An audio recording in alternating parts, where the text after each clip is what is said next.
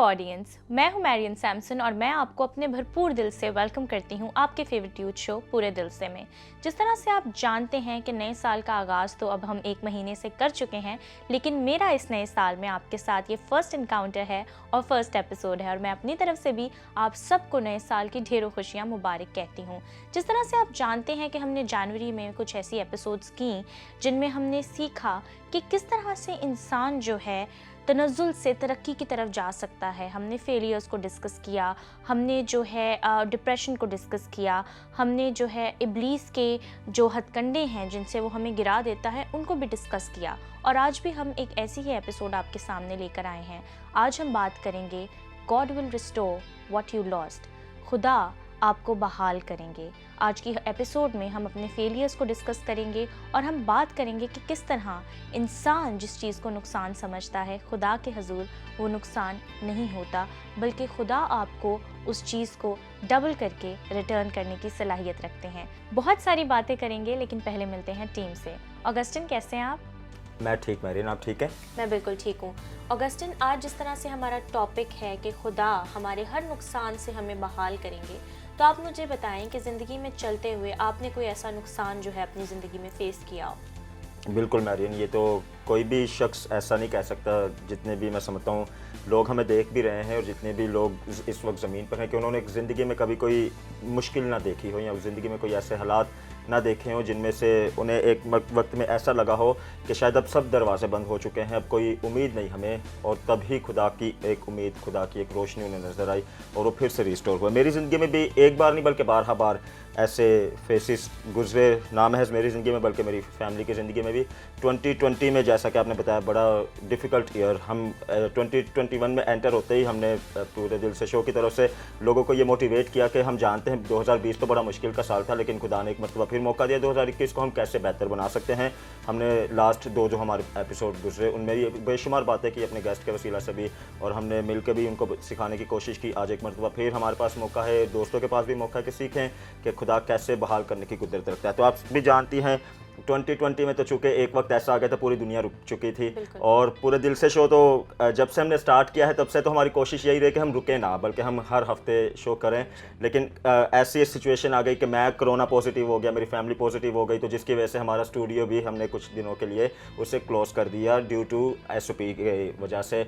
और वो एक ऐसा मरहला था मेरी ज़िंदगी में, ना महज मेरी ज़िंदगी में, मेरी फैमिली की ज़िंदगी में। मेरी मामा को पॉजिटिव, मेरे भाई पॉजिटिव, मेरी भाभी पॉजिटिव, मैं पॉजिटिव, और हमारे घर में सिर्फ हमारा छोटा बेबी था जो नेगेटिव था। और ये भी खुदा की बड़ी कुदरत थी कि हम सब पॉजिटिव में रहते हुए वो अकेला नेगेटिव था। तो कहने की बात यह है कि एक ऐसा ही मतलब स्टेज आ गया था ज़िंदगी में कि कोई रास्ता नहीं था नज़र आ रहा, क्योंकि उस वक्त सिचुएशन भी कुछ ऐसी थी। मार्च अप्रैल के महीने में जब हमने इसका फरवरी में जब यह आगाज़ हुआ पाकिस्तान में, और मार्च में, अप्रैल में और मई में हम लोग शिकार हो गए थे, हमारे गिट्टे गिर चुकी थी कोविड की वजह से। लेकिन ऐसी खुदा की करनी, खुदा ने ऐसे तौर से निकाला। मेरी मामा हॉस्पिटल में बहुत सीरियस कंडीशन में भी रही, मैं एक मरतबा बहुत सीरियस कंडीशन में चला गया था, और ऐसी ऐसी नाउमीदियाँ आ चुकी थी ज़िंदगी में। लेकिन ऐसी खुदा की करनी थी कि खुदा ने ऐसे तौर से रिस्टोर किया कि एक एक करके जैसे जैसे हम गिरते गए, खुदा ने एक एक करके सबको रिस्टोर करता गया, खुदा बहाल करता गया। और आज इस लायक खुदा ने फिर से बनाया कि हम खुदा की शुक्रगुजारी भी कर रहे हैं, लोगों को मोटिवेट भी कर रहे हैं, खुदा की गवाही भी दे रहे हैं और लोगों को भी तसल्ली दे रहे हैं। अगर आपका भी कोई नुकसान हुआ तो खुदा रिस्टोर करने की कुदरत रखता है। Very well said Augustine. हमारे साथ एरिक भी मौजूद हैं, एरिक से भी मुलाकात करते हैं। एरिक, कैसे हैं आप? मैं ठीक मैरियन, आप कैसी हैं? मैं भी बिल्कुल ठीक हूँ। एरिक, मेरा यही सवाल जो मैंने ऑगस्टिन से पूछा आपसे भी है कि आपने अपनी ज़िंदगी में फेलियर का या लॉस का सामना कब किया था? मैरियन, बिल्कुल जैसे कि ऑगस्टिन फरमा रहे थे, लाइफ में ऐसे बहुत सारे फेजेस आते हैं जब हम फेलियर को फेस करते हैं, तो उस वक्त में हमारे अंदर ऐसी फीलिंग होती है कि शायद यही आखिर है, या वही काम या वही लफ्ज़ हुर्फ़ आखिर है हमारे लिए और इसके आगे हम बढ़ नहीं सकते। लेकिन हमेशा खुदा ने रिस्टोर किया है। तो मैरियन, मेरी लाइफ में एक ऐसा फेज़ आया जब मैंने इस चीज़ को तजर्बा किया, और वो तब था जब मैं कॉलेज में था और मेरा एक पेपर रह गया, और उस एग्ज़ाम में जब मैं फेल हुआ तो मैंने सोचा ये क्यों हुआ, ये तो इतना छोटा सा एक सब्जेक्ट था जिसमें ऐसा हुआ। And I was feeling like कि ये आखिर हो गया, शायद इसके बाद मैं नहीं कर पाऊंगा। क्योंकि कई ऐसे मौके होते हैं जब हम फील करते हैं कि इस वक्त में हमें टॉप लेवल पे होना चाहिए था, या ये एक ऐसा एरिया था जिसमें हमें ऊपर ही रहना चाहिए था, लेकिन हम जब नहीं होते तो हम फील करते हैं कि यही आखिर हो चुका और इसके बाद ठीक नहीं हो सकते। लेकिन खुदावंद रिस्टोर करने वाला है। तो बात यह है कि ऐसे बहुत सारे मौके आते हैं लाइफ में जब हम फील करते हैं कि ये पार्ट ऐसा था जिसमें हमें ही फर्स्ट होना चाहिए था और हमें ही टॉप लेवल पे होना चाहिए था। लेकिन अगर हम ऐसा कुछ फेस करते हैं जब हम फील करते हैं कि मैं उस लेवल पर पूरा उतर नहीं सका और मुझे वहाँ होना चाहिए था लेकिन मैं वहाँ नहीं हूँ, तो हम फील करते हैं कि शायद हम अब हार चुके हैं, अब लाइफ में कुछ बाकी नहीं। लेकिन हरगिज़ ये आखिर नहीं है। जब हम कुछ फेस करते हैं ऐसा, तो खुदा का कलाम भी हमें रिस्टोरेशन के बारे में बहुत सारी बातें बताता है और बहुत सारे वाक़यात बताता है। और उनमें से एक बड़ी मेरी फेवरेट वर्स है जो कि हम ऑफ स्टेज हम डिस्कस कर रहे थे, और वो आइज़ाया 61 की वर्स नंबर 7 है। और इसमें लिखा हुआ है कि तुम्हारी खजालत का इवज़ 2 चंद मिलेगा, यानी डबल फॉर योर ट्रबल। जो आपने फेस किया है, जो शेम आपने उठाई है या जो मुसीबत आपने उठाई है, उसके इवज़ आपको जो रिजल्ट मिल रहा है वो डबल मिल रहा है, उसकी ब्लेसिंग डबल मिल रही है। और ये सिर्फ अल्फाज नहीं है, हमें इसकी गवाही हमें वाक़यात के ज़रिए से और तजर्बों के ज़रिए से मिलती है। जैसे कि अयूब साबिर की ज़िंदगी, और बाइबल में हमें ज़कई मिलता है कि उसकी लाइफ कैसे थी और रिस्टोरेशन के बाद उसने हकीकी दौलत को पाया। तो इस तरह के बहुत सारे वाक़यात हैं, और ये सिर्फ अल्फाज नहीं है बल्कि ये हकीकी ज़िंदगी है जो हमें सच्चाइयाँ तजर्बों के ज़रिए से दिखती हैं। जी एरिक, आपने बहुत अच्छी बात की कि फेलियर का सामना हम सबको करना पड़ता है, और बाइबल मुक़द्दस बारह बार हमें एग्जांपल्स देते हैं कि हम किस तरह से जो है अपने फेलियर से ओवरकम कर सकते हैं और खुदा किस तरह से हमें बहाल करने की कुदरत और सलाहियत रखते हैं। तो फ्रेंड्स, बात हम कर रहे हैं फेलियर की, बात हम कर रहे हैं रेस्टोरेशन की, और मुझे कलाम मुक़द्दस की एक बड़ी खूबसूरत बात याद आती है। पहला सलाती 19 बाब में हमें वाक़या मिलता है एलिया नबी का, उनकी लाइफ का, कि जब वो बिल्कुल सब कुछ हिम्मत छोड़ देते हैं और उनके पीछे जो है एजेबल की फ़ौजें लगी होती हैं उनको मारने के लिए, तो वो खुदा से दुआ करते हैं कि खुदा उनकी जान ले लें। लेकिन ये है, वहाँ पर लिखा है कि खुदा का फरिश्ता उन्हें आकर तक़वियत देता है और उन्हें खाने को कुछ देता है और उन्हें उन पर नींद भेजी जाती है, और जब वो सोकर उठते हैं, बहाल होते हैं, उन्हें फिर खाने को जो है फरिश्ता फराहम करता है। और उसके बाद जो है वो ऐसा ज़ोर हासिल करते हैं कि वो पैदल चल के जो है दूसरे शहर जाते हैं और अपने काम को सरअंजाम देते हैं। तो कभी कभी हम जिस चीज़ को एक पहाड़ समझ रहे होते हैं, वो चीज़ इतनी बड़ी नहीं होती। हमें सिर्फ रेस्ट की ज़रूरत होती है, हमें सिर्फ थोड़ा सा अपने आप को रिफ़्रेश करने की ज़रूरत होती है। और आज हम ऐसे ही एक एग्ज़ाम्पल आपके सामने लेकर आए हैं। हमारे बहुत ही अच्छे सपोर्टर हैं PDS के, और हमारे आप कह सकते हैं कि फैमिली की तरह हैं। उन्होंने आपके लिए एक बहुत ही प्यारा वीडियो मैसेज रिकॉर्ड करके भेजा है, तो चलते हैं उस मैसेज की तरफ। Hi guys, this is Zubin Ernest, और आज आप सबके साथ मैं अपनी लाइफ का एक बहुत बड़ा सीक्रेट शेयर करने वाला हूँ। It won't be a secret anymore, but still I know there are some people out there जिनको they have to hear this. और आई वाज रिमाइंडेड, एक सवाल मुझे किसी ने किया कि what would you tell to a younger version, और क्या उसको बयान देंगे आप। और आई वॉज जस्ट रिमाइंडेड कि मैं अपनी स्कूलिंग में एक बहुत डार्क फेज से गुज़रा था। बहुत मुश्किल वक्त से मैं अपने स्कूल लाइफ में गुज़रा था, क्योंकि मैंने अपनी क्लास में फ्लंक किया था, अपने क्लास में रिपीट किया था। That time it was terrible. I mean, I went through a lot. I won't say कि मेरा स्कूलिंग इतना कोई अच्छा था, क्योंकि I was going through a lot in my head, or I wanted to do but I couldn't do, or I don't know what. But still, why am I telling you this? Because आज मैं देखता हूँ बहुत सारे लोग, when they face failure, that's the end of their lives, or they go into suicidal thoughts or depression. शायद आप class में फेल ना हुए हों, लेकिन आप लाइफ में, जॉब में फेल हो सकते हैं, और बिजनेस में फेल हो सकते हैं, रिलेशनशिप में फेल हो सकते हैं। शायद आप you fail to give birth, anything you have gone through, and I respect that, but we all fail. Now today, आज मैं खुश हूँ, शुक्रगुजार हूँ, थैंकफुल हूँ कि मैंने अपनी लाइफ में बचपन में फेलियर एक्सपीरियंस किया। Maybe that was the only time what I remember right now, लेकिन बहुत सारे टाइम पे मैंने फेलियर एक्सपीरियंस किया। But I just want to put it out there कि यार, वी फेल इन लाइफ। 2020 में भी आपके लिए was a wasted year, was a failed year, और you feel like a failure. But I just want to tell you that failure is temporary. नाकामी आर्जी है। Just trust on God. Faithless नहीं होना. Don't be faithless. Just trust on God, and this failure will produce the best out of you. वो कहते हैं ना gym में, no pain, no gain. So guys, don't give up. Or this failure is temporary. 2021, you are more experienced and more wise because of the failure you have gone through. So, ज़्यादा time नहीं ज़ाया किया आपका. अगर if you know anyone who need this word, just share it with him. Or if you are that person who needed this, or you need someone to talk to, just write to us and we'll get back to you. God bless you. Bye.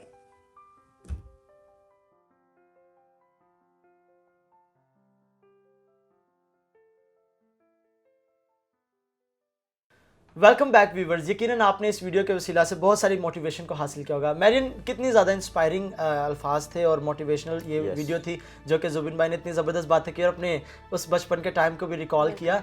And I was thinking उस वक्त में जब हमने भी बात भी की थी जॉब के बारे में, अयूब साबिर के बारे में, कि उनकी लाइफ में एक ऐसा पार्ट है, मैं समझता हूँ कि कोई आम इंसान हो और जो कमज़ोर ईमान का हो, वो तो सिर्फ सुनकर ही मौत का शिकार हो जाए. उनके ऊपर जिस तरह ये वाक़यात गुजरे, पहले उनको पता चला कि उनके कैटल, सारे के सारे जानवर और मवेशी जो उनका माल था वो चला गया. फिर दूसरा खादम आ रहा है, वो क्या बता रहा है कि तेरे बच्चे भी मर गए, और आहिस्ता आहिस्ता उसे नुकसान ही की खबर मिली है. लेकिन वो he was really strong in faith. और उन्होंने एक बात गुफ्तगू के दौरान में कही थी, अगले चैप्टर्स में जब जाते तो वहाँ उन्होंने कहा था कि मेरा मखलस ही देने वाला जिंदा है, और इस बदन के इस कदर ख़राब हो जाने के बावजूद, यानी मेरे बदन के इस कदर ख़राब होने के बावजूद भी इसी बदन से और इन्हीं आंखों से मैं उसको देखूंगा, क्योंकि उसके कदम जो है ज़मीन पर टिकेंगे. He was basically talking about resurrection. वो जीसस की बात कर रहा था. वो बात कर रहा था कि मेरा बदन अगर मर भी जाए तो मैं रेजरेक्ट हूँगा और मैं इन्हीं आंखों से उसका जलाल देखूंगा. और वो बात जो कह रहे थे कि मेरा मखलस ही देने वाला जिंदा, यानी मेरा छुड़ाने वाला, he is a living god, वो जिंदा खुदा है और वो करेगा. And we see in the last chapters कि क्या होता है कि रिस्टोरेशन, और एक कितनी ज़बरदस्त रिस्टोरेशन, जो उसके पास मौजूद था उसका दो चंद उसे मिलता है. पहले अगर 700 या 7000 का फिगर था तो उसे फिर वो 1400 में या 14000 में उसको फिगर मिलता है. और जो औलाद उसके पास पहले थी, कलाम बताता है कि बाद में जो उसकी औलाद हुई, पूरी ज़मीन पर वैसी बेटियाँ या वैसी लड़कियाँ किसी की औलाद ना थी वैसी. तो मैं समझता हूँ कि कलाम हमें एक अच्छी गवाही देता है रिस्टोरेशन की, और हमें ईमान में बड़ा होना चाहिए. और एरिक, आपकी जो बात है ना गवाही की, तो हम उस वक्त तक रिस्टोर नहीं हम हो सकते, उस वक्त तक हम बहाल नहीं हो सकते जब तक हमारी गवाही अच्छी ना कायम हो. और गवाही कायम करने के लिए ज़रूरी है कि हमारी ज़िंदगियों में जो है ना खुदा की प्रेजेंस का मौजूद होना वो बहुत ज़्यादा इंपॉर्टेंट है. तो अगस्टिन, आप इसके बारे में क्या कहेंगे? बिल्कुल मैरिन सही कह रही हैं. और जैसे कि एरिक ने अयूब साबिर की बात की और हम बात कर रहे हैं, हमारी बहाली की वजह भी ये बनती है कि खुदा हमारी ज़िंदगी में मौजूद है और खुदा हमें रिस्टोर करता है. क्योंकि इंसान अपनी ज़ात से तो रिकवर नहीं हो सकता. किसी भी नुकसान से इंसान को अगर उठना हो तो अपनी ज़ात से कभी भी रिकवर नहीं हो सकता. हम रिकवर भी तब होते हैं जब हम अपने आप को पस्त कर लेते हैं, यानी कि इस बात पर इकरार कर लेते हैं कि मैंने कोशिश कर ली लेकिन मुझसे नहीं बन पाया. अब एक हस्ती है, एक ज़ात है जो मुझे रिस्टोर करने की कुदरत रख सकती है और मैं उसके पास जाऊँगा.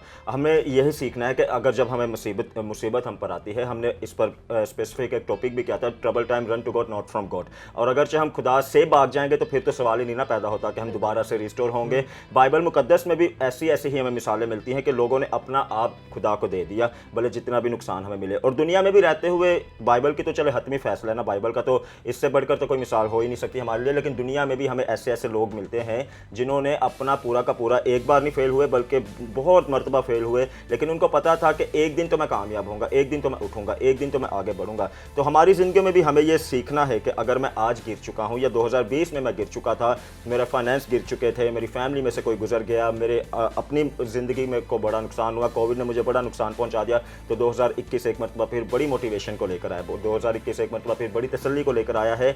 हमने रिस्टोर होना है और रिस्टोर हम अपनी ज़ात से नहीं हो सकते. रिस्टोर होने के लिए हमें मालिक के हजूरी में झुकना पड़ेगा, मालिक के पास आना पड़ेगा, क्योंकि मालिक ही हमें रिस्टोर कर सकते हैं. और मैं आपको एक बात बताता हूँ, लास्ट ईयर जब हम गिरे, या जब भी मेरी ज़िंदगी का, क्योंकि अब जबकि हमने सीखा है, हमारे लीडर से हम सीखते हैं, तो जो कुछ सीखते हैं वो फिर हम प्रैक्टिकल भी करने की कोशिश करते हैं. तो जब मैं अपने आप को बड़ा तन्हा महसूस करता हूँ, या जब मुझे लगता है कि अब मेरे बस से बाहर बात हो चुकी है, कोई भी, वो भले फाइनेंस हो, वो भले रिलेशन हो, भले कोई भी एरिया हो, जॉब हो, या किसी भी एरिया में मैं गिर चुका हूँ, तो मैं मुकम्मल तौर पर एक काम करता हूँ और वो खुदा की सिताइश है, खुदा की प्रस्तिश है. क्योंकि हमें पता है यही वो अमल है जो हमें रिस्टोर कर सकता है, यही वो अमल है जब हमें आगे बढ़ा सकता है। तो कोविड में भी मैंने बार जब हम वापस रिकवर होकर आए, मैंने ये भी बताया, तो मैं 14 डेज़ के लिए अकेला अपनी फैमिली से बिल्कुल दूर क्वारंटाइन हो चुका था, क्योंकि अलग अलग हम सब क्वारंटाइन हो चुके थे। तो डेली मेरी ये रूटीन बन चुकी थी, क्योंकि वर्शिप तो वैसे भी हम करते हैं क्योंकि हमारी एक बड़ी जिम्मेदारी है जो हमारी बढ़ोतरी का बायस बनती है। तो उन दिनों में तो वर्शिप ने मेरी ज़िंदगी में ऐसा काम किया, जो काम मेरा 14 दिनों में होना था वो काम मेरा 2 दिन में हो गया। मतलब 2 दिन में मुझे ये पता चल गया था कि मैं रिकवर हो चुका हूँ। उसके बाद जो टेम्परेरी दुनिया के लिए पूरे 14 दिन का मुझे पीरियड चल था वो मुझे मुकम्मल करना था, लेकिन 2 दिन में मुझे पता चल चुका था कि अब काम हमारे हक में आ गई है, अब बात हमारे हक में आ गई है, क्योंकि खुदा हमारे लिए खड़ा हो चुका है। तो ये वर्शिप एक ऐसा टूल है हमारे पास जिसके वसीला से हम खुदा की नज़दीकी में आ सकते हैं। अगरचे हम ट्रबल टाइम में हैं, अगरचे हम बड़ी मुश्किल में हैं, तो छोड़ दें अपनी मुश्किलात को छोड़ दें और सिर्फ खुदा की शुक्रगुजारी करें। अपनी मुश्किलों में भी खुदा की शुक्रगुजारी करें, फिर देखें कैसे कैसे आपकी मुश्किलें कम होती चली जाएंगी और आप रिस्टोर होते चले जाएंगे।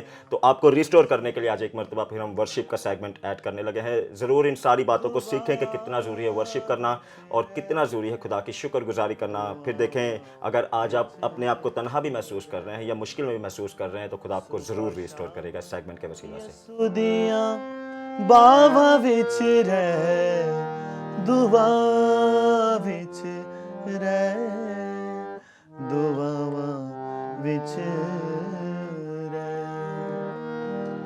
दानियल दुआ कीती जदों रब आगे, दानियल दुआ कीती जदों रब आगे, फिर दिते मुँह शेरा लागे भी न लगे, फिर दिते मुँह शेरा लागे भी न लगे।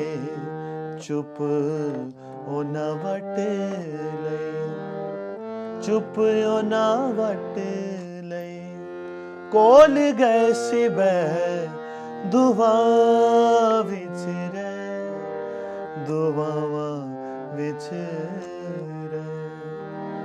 जदों भी तू बंदिया मंगेगा दुआ, जदों भी तू बंदिया मंगेगा दुआ, यसु तेरी कन लाके सुनेगा सदा, कन लाके यसु तेरी सुनेगा सदा। ओदे कोल जिंदगी, ओदे कोल जिंदगी, जिंदगी तू ले दुआ विच रह, दुआवा विच रह। हेलो दोस्तों, वेलकम इन आवर सेगमेंट।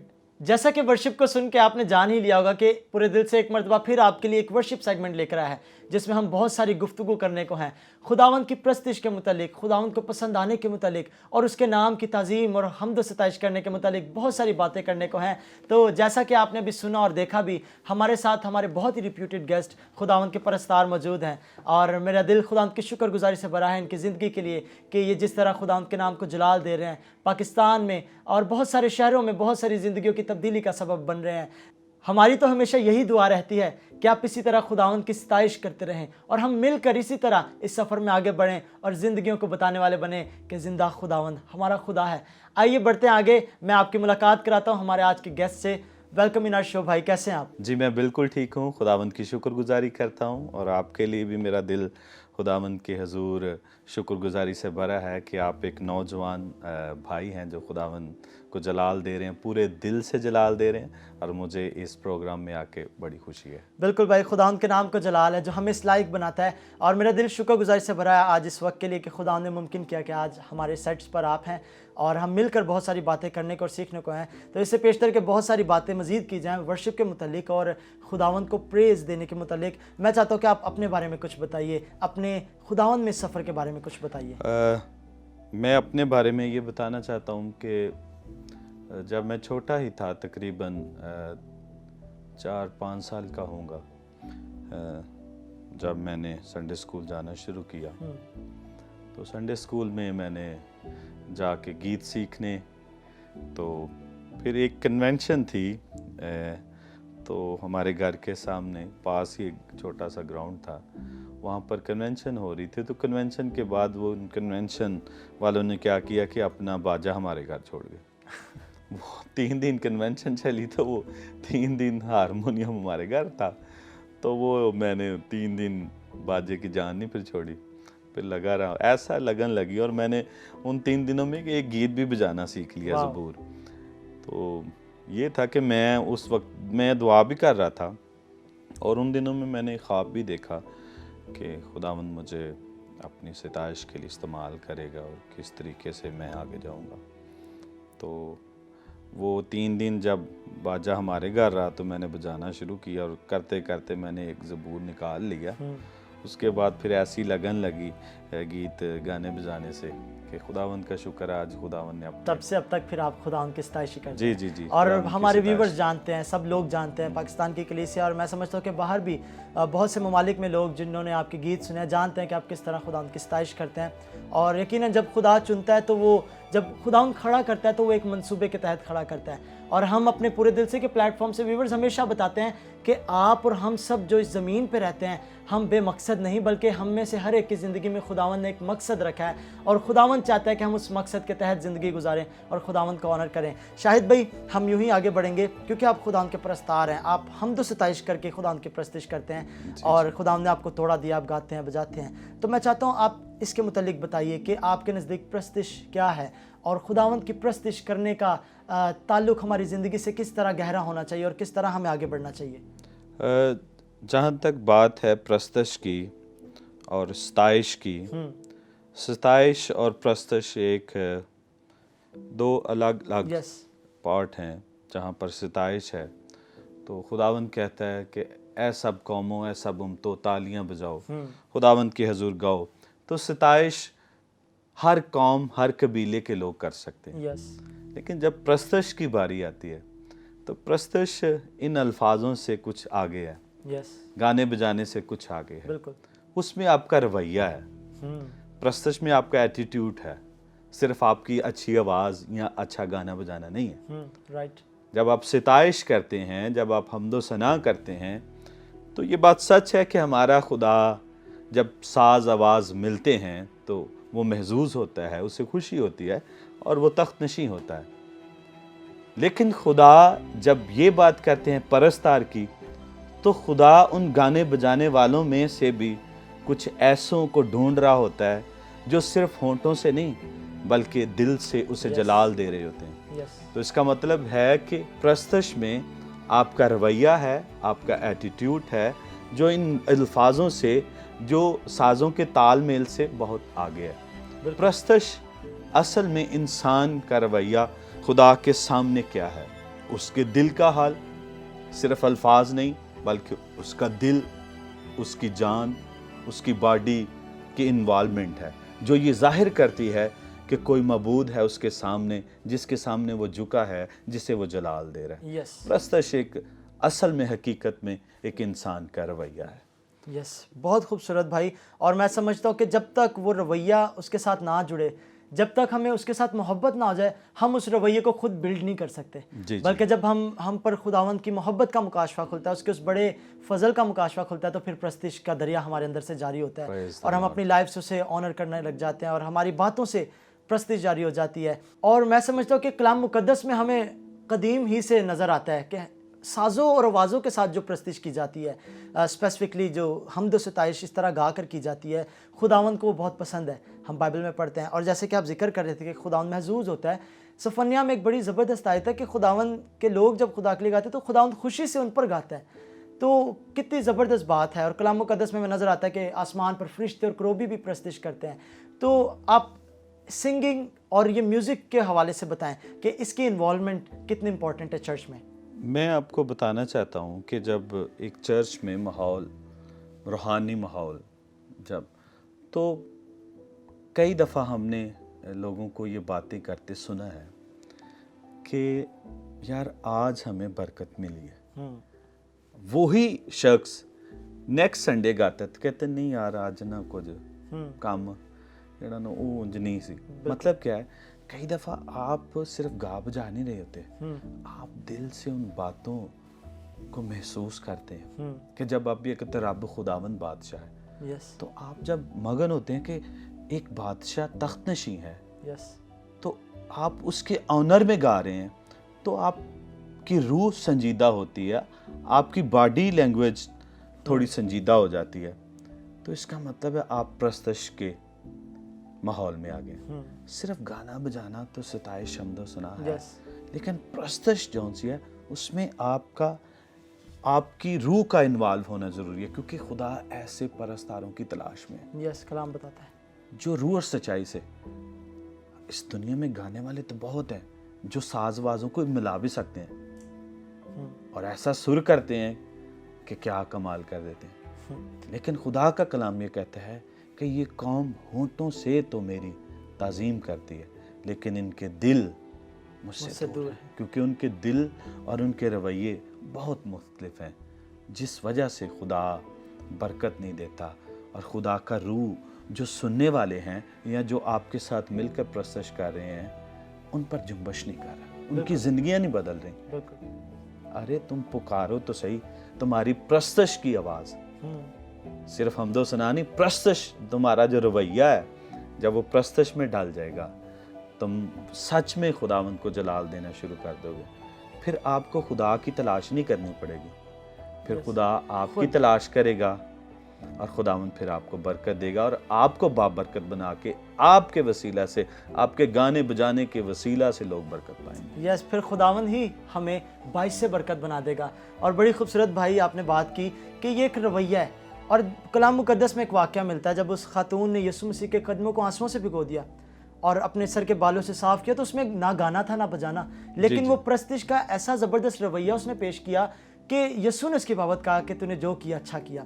तो हमने इस रवैये को अपनाना है, हमने उसकी वर्शिप करनी है और महज गाने बजाने या कुछ अच्छा बोलने से आगे बढ़कर उसकी प्रस्तिश करनी है, क्योंकि जब दिल उसके साथ मिल जाता है तब ही हमारे ऊपर बरकतों की बारिश होती है। जी दोस्तों, मेरा ईमान है कि आपने इस गुफ्तगू से बहुत बरकत पाई होगी। इसी तरह हम और आपके लिए बहुत सारे सेगमेंट्स को और खुदा के परस्तारों को आपसे मुतारिफ कराते रहेंगे, ताकि हम मिल के इस सफ़र में आगे बढ़ें और सीखते रहें और अपनी ज़िंदगी से खुदावंद को ऑनर करते रहें। तो चलिए मुलाकात करते हैं अपनी टीम से मेन डेस्क पर।